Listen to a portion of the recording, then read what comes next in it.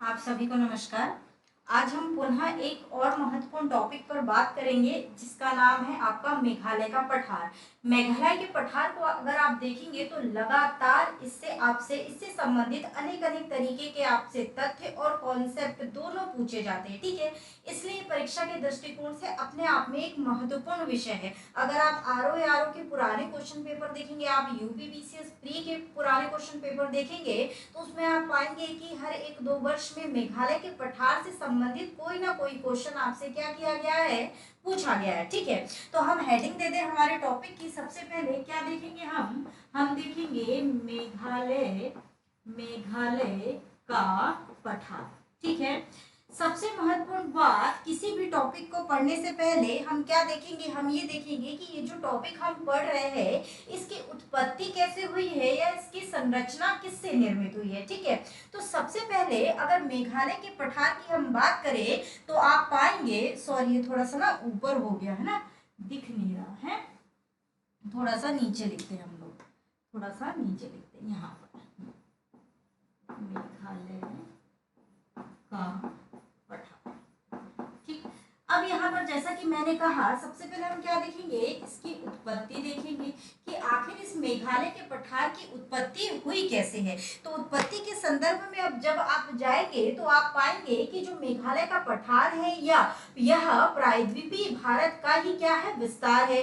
प्रायद्वीपीय भारत जिसकी रचना किससे निर्मित हुई है, जिसकी संरचना किससे बनी है, आर्कियन चट्टानों से। यानी कि आर्कियन चट्टानें क्या होती है, मैंने आप लोगों को बैच में भी पढ़ाया होगा, और जो नए हैं मैं उनको भी बता दूं कि जो ये आर्कियन चट्टानें हैं, सर्वप्रथम पृथ्वी की उत्पत्ति के बाद जो भूपर्पटी बनी उसके बाद उन पर जिन चट्टानों का विस्तार हुआ या विकास हुआ उनको हम क्या कहते हैं, आर्कियन चट्टानें। अर्थात जो प्रायद्वीपीय भूखंड है आपका वो किससे निर्मित है, आर्कियन चट्टानों से, यानी कि सर्वाधिक प्राचीन चट्टानों से। तो हम यहाँ क्या देख रहे हैं, मेघालय का पठार, जिसको मैं ये बोल रही हूँ कि ये प्रायद्वीपीय पठार का ही क्या है, विस्तार है। यानी कि अगर आप देखेंगे छोटा नागपुर वाला क्षेत्र या छोटा नागपुर पठार, जिसका अधिकांश विस्तार आपको राजस्थान में मिलता है, सॉरी झारखंड में मिलता है, तो ये जो छोटा नागपुर पठार है आपका, इस छोटे नागपुर पठार का ही ये क्या है, बहिर्शयी भाग है।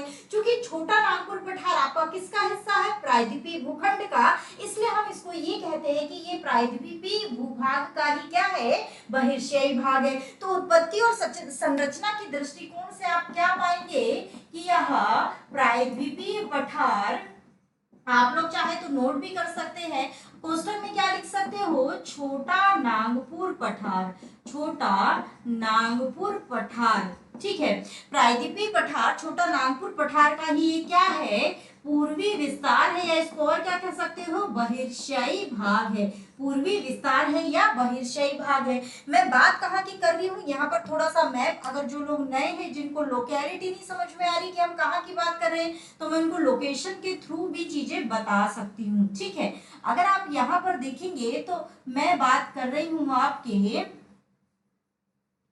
इस भूभाग की, ये क्या है आपका, ये है आपका मेघालय का पठार। ये क्या है आपका, यही है आपका मेघालय का पठार। ठीक है, और छोटा नागपुर पठार की अवस्थिति आप देखेंगे यहाँ पर। ठीक है, जो कि जिसका सर्वाधिक विस्तार तो झारखंड में है, लेकिन जिसका उत्तरी हिस्सा, यानी कि इसका जो उत्तरी हिस्सा है वो बिहार में पड़ता है। इसका जो आप देख पाएंगे दक्षिण पश्चिम हिस्सा यानी कुछ थोड़ा सा भूभाग इसका कहाँ पड़ता है, पश्चिम बंगाल में भी पड़ता है। ठीक है, तो ये क्या है आपका छोटा नागपुर पठार। ठीक है, तो यहाँ पे हुआ क्या है, तो इसका भाग हमने बोल दिया, लेकिन यहाँ प्रोसेस क्या हुई। अच्छा, एक चीज और, ये चूंकि इसका भूभाग है और इन दोनों के बीच एक गैप प्राप्त होता है, ये जो दिख रहा है एक भ्रंश प्राप्त होता है, एक गैप प्राप्त होता है। इसी गैप को क्या कहा जाता है, राजमहल गारो गैप। इसको क्या कहा जाता है, राजमहल गारो गैप कहा जाता है, या इसी को और क्या कह दिया जाता है, मालदा गैप। इसी को और क्या कह दिया जाता है, इसी को कह दिया जाता है मालदा गैप। तो चूंकि हम यहाँ की बात करें, हम ये कह रहे हैं कि ये छोटा नागपुर पठार यानी कि प्रायद्वीपीय भूभाग का ही क्या है, हिस्सा है, जो कि इससे राजमहल गारो गैप या मालदा गैप के द्वारा आपस में क्या होता है, अलग होता है। तो अब सवाल ये उठता है कि आखिर इस गैप का निर्माण कैसे हुआ। तो इसकी भी छोटी सी जानकारी मैं आपको यहाँ देना चाहती हूँ कि ये जो राजमहल गारो गैप है, इसमें हुआ क्या कि जब ये प्रायद्वीपीय भूखंड लगातार तीव्र गति से उत्तर की ओर संचलन कर रहा था, जब गोंडवाना लैंड में क्या हुई थी, टूट फूट हुई थी। ऑस्ट्रेलिया, दक्षिण अफ्रीका, सॉरी ऑस्ट्रेलिया, अफ्रीका, दक्षिण अमेरिका, मेडागास्कर, ठीक है, मेडागास्कर, ये सारे जो भूखंड है, जो प्लेट्स है, ये क्या कर रहे थे, अलग अलग दिशाओं में संचलित हो रहे थे। उसमें से एक भूखंड जिसको कि आप क्या कहते हैं, प्रायद्वीपीय भूखंड, ये क्या हो रहा था, उत्तर की ओर संचलित हो रहा था। और चूंकि उत्तर की ओर संचलित तो हो रहा था, लेकिन तीव्र गति से हो रहा था। तो जब तीव्र गति से कोई भूखंड उत्तर की ओर आ रहा था, तो उत्तर की ओर आने के बाद हिमालय, या हम ये कहें कि जो यूरेशियन प्लेट है, उस यूरेशियन प्लेट ने इस प्रायद्वीपीय भूखंड को रोकने का भरपूर प्रयास किया।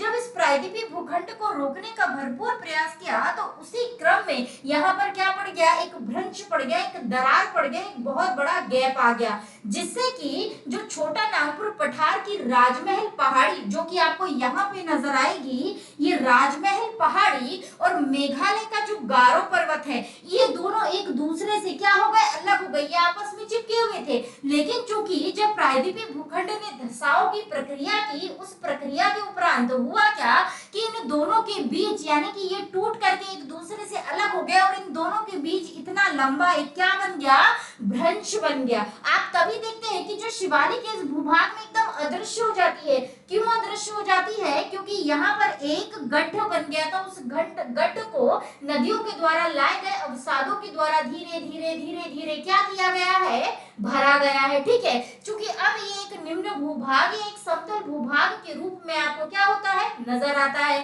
तभी यहाँ पर जो ये गैप प्राप्त हुआ था, इसी को हम क्या कहते हैं, यहाँ से राजमहल पहाड़ी से गारो पहाड़ी टूटी थी, इसलिए हम इसको क्या कहते हैं, राजमहल गारो गैप। और पश्चिम बंगाल में इसको मालदा गैप के नाम से भी जाना जाता है, ठीक है।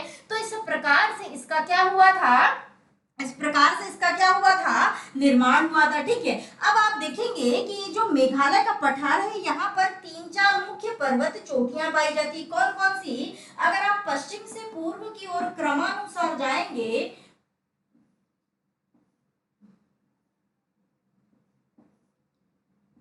पश्चिम से पूर्व की ओर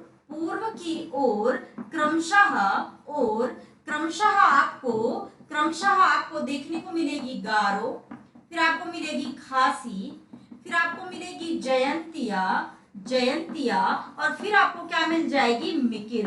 तो यहाँ पर आप देख पा रहे हैं गारो, खासी, जयंतिया, मिकिर। यहाँ पश्चिम से लेकर, ये कौन सी दिशा है आपकी, पश्चिम, ये कौन सी दिशा है आपकी, पूर्व। तो पश्चिम से पूर्व जब आते हैं तो क्रम के अनुसार पहले आपको कौन सी मिलती है, गारो, फिर मिलती खासी, फिर मिलती जयंतिया, फिर मिलती मिकिर। और ये चारों ही पर्वत जो श्रेणियां है या चोटियां है, इन सभी ये सभी पर्वत चोटियां किससे बनी हुई है, प्राचीन चट्टानों से बनी हुई हैं। ये सभी पर्वत चोटियां किससे बनी हुई हैं, तो प्राचीन चट्टानों से बनी हुई हैं। इस बात को भी आप क्या रखेंगे, याद रखेंगे। क्योंकि संपूर्ण मेघालय का पठार ही आपका क्या है, प्रायद्वीपीय भूभाग का हिस्सा है। क्योंकि पूरा पठार ही प्रायद्वीपीय भूभाग का हिस्सा है, तो इनमें अवस्थित जो चोटियां हैं वो भी किसका हिस्सा मानी जाएगी, प्रायद्वीपीय भूखंड का। और किससे निर्मित हुई होगी, प्राचीन चट्टानों से निर्मित हुई होगी। अब इनके जो नाम है, कई बार ये भी पूछ लिया जाता है। एक तो इनका क्रम, ये जो मैंने आपको बताया, ये परीक्षा में आता है, अधिकांश तौर पर पूछे गए हैं, ठीक है। इसके अलावा आपसे ये भी पूछा जा सकता है कि ये जो पहाड़ी के नाम है, मुख्य तौर पर गारो, खासी, जयंती, ये किसके नाम से संबंधित रखते हैं। तो मैं आपकी जानकारी के लिए बता दूं कि गारो, खासी, जयंतिया यहाँ पर पाई जाने वाली जनजातियां भी है, और इन्हीं जनजातियों के नाम पर इनका नाम क्या रख दिया गया है, गारो, खासी, जयंतिया पहाड़ियां, ठीक है। तो ये भी याद रखिएगा, इन्हीं नाम की यहाँ पर क्या पाई जाती है, जनजातियां भी पाई जाती है, ठीक है। तो इस बात को भी आप क्या रखेंगे, भली भांति याद रखेंगे, ठीक है। अब एक और मुख्य बात यहाँ से क्या पूछी जाती है, जैसा कि आपने सुन रखा होगा, क्या सुन रखा होगा कि विश्व के सर्वाधिक वर्षा वाले क्षेत्रों में भारत के मासिनराम और चेरापूंजी को गिना जाता है, ये आपने सुन रखा होगा ना। तो यहाँ पर मैं आपको बता दूं कि ये जो मासिनराम और चेरापूंजी है इसी मेघालय के पठार में अवस्थित है, ठीक है। कैसे यहाँ पे सर्वाधिक वर्षा होती है इसका भी मैं कॉन्सेप्ट बता रही हूँ। अब यहाँ पर आप देखेंगे कि यहाँ की जो ये खासी पर्वतीय क्षेत्र है, यानी कि जो आपका खासी पर्वत है, इस खासी पर्वत का जो स्वरूप है ना वो कैसा प्राप्त होता है आपको, कीप नुमा प्राप्त होता है। कीप नुमा कैसे, मान लो ये खासी पर्वत है और इसका जो ऊपरी भूभाग है वो कीप के आकार का, कीप आपने देखा होगा कुछ इस प्रकार से इस पर्वत का जो मुख है या इसका जो ऊंची चोटी है वो आपको प्राप्त होती है। अब यहाँ से जब दक्षिण पश्चिम गुजर रहा होता है, दक्षिण पश्चिम मानसून जैसे कि अभी इस दौरान चल ही रहा है, तो जब ये मानसून यहाँ से चल रहा होता है तो बंगाल की खाड़ी से सर्वाधिक जो आर्द्रता है उन ये हवाएं इन आर्द्रताओं को अपने साथ लेकर के चलती है और पूर्वी भारत में जब प्रवेश करती है तो यहाँ पे ये जो कीप नुमा पर्वतीय क्षेत्र है, ये पर्वतीय क्षेत्र इन हवाओं को आगे जाने से रोकता है। जब ये हवाएं इस कीप नुमा पर्वतीय क्षेत्र से टकराती है तो इसी खासी पहाड़ी के दक्षिण में अवस्थित, इसके दक्षिण में अवस्थित दो क्षेत्र है, कौन कौन से है, एक है मासिनराम, मासिनराम और एक कौन सा है, और एक है चेरापूंजी। तो जब ये आर्द्रता भरी हवाएं यहाँ से पूर्वी भारत से होकर के गुजरती है तो ये कीप नुमा जो पर्वतों का स्वरूप है इन आर्द्रता भरी हवाओं को क्या करता है, रोकने का प्रयास करता है। और उसी प्रकार जब ये हवाएं कीप नुमा पर्वतीय क्षेत्रों से टकराती है तो इनसे टकरा करके यहीं पर संतृप्त होकर के क्या करवा देती है, बारिश करवा देती है। चूंकि ये जो खासी पहाड़ी है इसके दक्षिण में अवस्थित है मासिनराम, तो अब इसे टकरा के जब वर्षा होगी तो इसके दक्षिण में ही तो बारिश होगी, तो यही कारण है कि इसके दक्षिणी भूभाग में क्या होने लग जाती है, सर्वाधिक बारिश। और इस भूभाग में अवस्थित है दो क्षेत्र, एक मासिनराम और चेरापूंजी। अतः यहाँ पर सर्वाधिक वर्षा वाले जो क्षेत्र है विश्व के उसमें गिने जाने लगते हैं, कौन से, मासिनराम और चेरापूंजी, ठीक है। तो ये एक दूसरी बात कई बार ये आपसे पूछा जाता है, जो मैंने आपको यहाँ इसके वर्षा के संदर्भ में बात समझाई, ये आपसे कॉन्सेप्चुअली या मैं कहूँ कथन कारण के स्तर पर भी चीजें आपसे यहाँ से पूछी जा सकती है, तो याद रखिएगा, ठीक है। अगली बात अगर मैं यहाँ आपको बताऊं, चूंकि आप देख रहे हैं कि यहाँ पर पर्वतों का कीपनुमा स्वरूप है, औसत से अधिक वर्षा हो रही है, तो स्वाभाविक तौर पर जब किसी भूभाग में औसत से अधिक वर्षा, या कहने का अर्थ ये है कि औसत से अधिक वर्षा या 200 सेंटीमीटर से अधिक भी वर्षा किसी भूभाग में हो रही है, तो ऐसे क्षेत्रों में आपको क्या प्राप्त होने लग जाएंगे, सदाबहार वनों की अधिकता। चूंकि सदाबहार वनों की अधिकता यहाँ पर प्राप्त होने लग जाएगी, ऐसे वृक्ष जो सदा हरे भरे होते हैं, इनमें किसी समय में पर्याप्त फूलों की अधिकता होती है, पर्याप्त बीजों की या पर्याप्त पत्तों की, ठीक है। तो ऐसे वनों को क्या कह दिया जाता है, सदाबहार वन। चूंकि ये भूभाग सदाबहार वनों से आच्छादित है तो स्वाभाविक तौर पर छोटे बड़े सभी जीव जंतु इन वृक्षों पर आश्रित होंगे, यानी कि सभी जीवों को यहाँ रहने के लिए जगह यानी आवास और खाने के लिए भोजन, तो भोजन और आवास दोनों की उपलब्धता के कारण यहाँ पर जीव जंतुओं की सर्वाधिक विविधताएं देखी जाएगी। अब चूंकि जीव जंतुओं की सर्वाधिक विविधता होगी तो स्वाभाविक तौर पर इनका जो जैव भार है, इनका जो बायोमास है वो भी क्या होगा, हमको अधिक प्राप्त होगा। तो ऐसे क्षेत्र जहां पर औसत से अधिक वर्षा होती है या अधिक वर्षा होती है, ऐसे क्षेत्रों में सदाबहार वन, सदाबहार वन है तो जैव विविधता अधिक, जैव विविधता अधिक है तो जैव भार अधिक ही प्राप्त होता है, ठीक है। तो इतनी बात, इसको भी आप एज अ कॉन्सेप्ट क्या रखेंगे, यहाँ पर याद रखेंगे, ठीक है। अब ये जो मेघालय का पठार है इसका एक सबसे ऊंचा पर्वतीय क्षेत्र है। मेघालय के पठार के सबसे ऊंचे पर्वतीय क्षेत्र को शिलोंग, शिलोंग पर्वत के नाम से जाना जाता है। और ये जो शिलोंग पर्वत है इसकी सबसे ऊंची चोटी है, जो कई बार परीक्षा में पूछी गई है। तो शिलोंग पर्वत की सबसे ऊंची चोटी का नाम मैं अगर आपको बताऊं तो इसकी सबसे ऊंची चोटी है नोकरेक, ठीक है। और ये कहां पर अवस्थित है, किस राज्य में अवस्थित है, तो ये आपकी मेघालय में भी, सॉरी ये आपकी मेघालय में ही अवस्थित है, ठीक है। तो याद रखेंगे आप, कितनी चीजें, कितने सारे फैक्ट और कितने सारे कॉन्सेप्ट हमने आज देखे। हमने देखा कि जो मेघालय का पठार है इसकी उत्पत्ति प्रायद्वीपीय पठार के भूभाग यानी इसी का कटा हुआ भाग है छोटा नागपुर पठार की राजमहल पहाड़ी से ही कटता है, ठीक है। इसी को हम क्या कहते हैं, इसलिए राजमहल गारो गैप या मालदा गैप, मालदा गैप इसको पश्चिम बंगाल में कहा जाता है, ठीक है।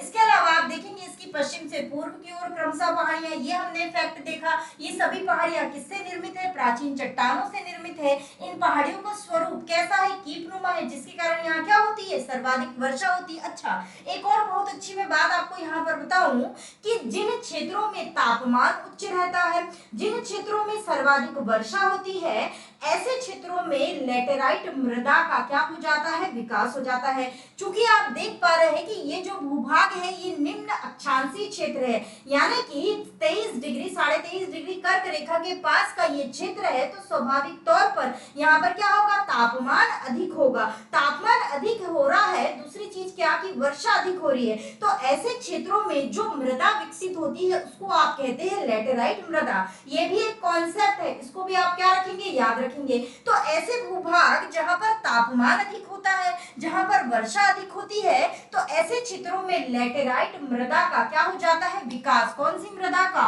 लेटेराइट मृदा का। और ये जो लेटेराइट मृदा होती है ना आपकी, ये कैसी होती है, ये क्या, इसमें क्या होता है, इसमें अधिक वर्षा के कारण जो मृदा होती है उसका चूना और सिलिका, मतलब उसमें अवस्थित चूना और सिलिका के जो तत्व है वो क्या हो जाते हैं, निच्छादित कर जाते हैं, उनका निच्छालन हो जाता है। यानी कि इस भूभाग में अधिक वर्षा पड़ रही है तो क्या होगा, ऊपर अवस्थित या मृदा में अवस्थित जो पोषक तत्व है उसके अतिरिक्त चूना, सिलिका, ये जो सब क्या है, ये निच्छादित हो जाते हैं, ऊपर से नीचे की ओर चले जाते हैं, ठीक है। जब ये तत्व निच्छादित हो जाते हैं तो इस प्रकार की मृदा में बचते हैं लोहे के ऑक्साइड और एल्यूमिनियम के ऑक्साइड, ठीक है। लोहा और एल्यूमिनियम के अवयव या यौगिक ही इसमें क्या होते हैं, बचे हुए रहते हैं। यही कारण है कि इसको हम क्या कहने लगते हैं, लेटेराइट मृदा, क्योंकि इसमें क्या हो जाती है, पोषक तत्वों की कमी हो जाती है। और इस प्रकार की जो मृदा विकसित होती है, इस प्रकार की मृदा का जो निर्माण यानी इसका जो उपयोग है वो भवन निर्माण संबंधी जो सामग्री बनती है, मुख्य तौर पर ईंट, उसके लिए इसका क्या किया जाता है, उपयोग किया जाता है। कई बार ये परीक्षा में आपसे पूछे गए ये चीजें, ठीक है। तो क्या याद रखेंगे, एक कॉन्सेप्ट और मिल गया हमको, क्या मिल गया कि चूंकि ये जो भूभाग है मेघालय का, जो ये क्षेत्र है या मेघालय का पठारी क्षेत्र, यहाँ पर तापमान अधिक है, वर्षा अधिक हो रही है, तो यहाँ पर मृदा कैसी प्राप्त होगी, लेटेराइट प्राप्त होगी। लेटेराइट जो मृदा है इसमें क्या होता है, चूना सिलिका का निच्छालन हो जाता है, तत्व बचते हैं लोहे के ऑक्साइड और एल्यूमिनियम, और इनका उपयोग इसमें किया जाता है। तो जो भवन निर्माण सामग्री के तौर पर ईंट को इस्तेमाल किया जाता है उसमें इसका उपयोग किया जाता है। क्यों किया जा रहा है, क्योंकि ये सूखने पर सर्वाधिक कठोर और पानी पड़ने पर सर्वाधिक क्या हो जाती है, मुलायम हो जाती है, इसलिए इसका उपयोग किसके लिए किया जाता है, ईंट के लिए किया जाता है, ठीक है। दूसरी चीज, एक और चीज, इसका रंग कैसा होता है, तो रंग मैं आपको बता दूं, इसका रंग होता है लाल, ठीक है। एक तरीके से देखा जाए तो ये लाल मिट्टी का या लाल जो मृदा होती है उसका ही एक दूसरा स्वरूप है, जो अधिक वर्षा के कारण किसके रूप में बदल जाता है, लेटेराइट मृदा। अच्छा, अब एक चीज और, ये जो लेटेराइट मृदा होती है ये कृषि के दृष्टिकोण से अधिक उपजाऊ नहीं होती, हम कहें अनुपजाऊ होती है, ठीक है। क्यों अनुपजाऊ होती है, क्यों, क्योंकि पोषक तत्व तो इसके सारे बह करके चले जाते हैं। अब इस प्रकार की मृदा किस लिए उपयोग आएगी, तो एक तो मैंने आपको बता दिया भवन निर्माण सामग्री बन रही है। दूसरी चीज ये कि जैसे काजू हो गया, सिनकोना हो गया, मसाले हो गए, कहवा हो गया, चाय हो गई, है ना, ऐसे भूभाग जहां पर ढलवा युक्त भूमि हो यानी पहाड़ी क्षेत्र हो, ढलान हो, उसमें पानी सर से बह करके नीचे निकल जाता हो, चला जाता हो, मृदा कोई सी भी हो चलेगा। चूंकि यहाँ पर लेटेराइट मृदा में थी तो हम लेटेराइट में बोल देते कि इस प्रकार की खेती आराम से या आसानी से की जा सकती है। क्यों, कारण क्या कि तापमान कैसा है, उच्च है, और इस प्रकार की खेती यानी चाय, कहवा, सिनकोना, काजू, इस प्रकार की कृषि के लिए तापमान अधिक चाहिए होता है और वर्षा भी कैसी चाहिए होती है, अधिक चाहिए होती है। तो यहाँ पर वर्षा भी कैसी प्राप्त हो जाती है, उच्च प्राप्त हो जाती है, और ढलवा युक्त भूमि प्राप्त हो जाती है और ऐसी मृदा प्राप्त हो जाती है। इस कारण यहाँ पर इस प्रकार की या इस मृदा में इस प्रकार की कृषि आसानी से की जा सकती है, ठीक है। तो आज आप देखेंगे कि आपने सिर्फ थोड़ी सी देर में 18-19 मिनट में इतने सारे फैक्ट और इतने सारे कॉन्सेप्ट को समझा है। ठीक है, चाहे तो आप इनको नोट कर लीजिएगा, ये आपको आगे तक काम आएंगे, आगे तक साथ देंगे। ठीक है, इसी के साथ आज की क्लास हम यहीं समाप्त करेंगे, बाकी हम किसी और टॉपिक के साथ अगले दिन मिलेंगे। ठीक है, चलो तो आज के लिए बस इतना ही।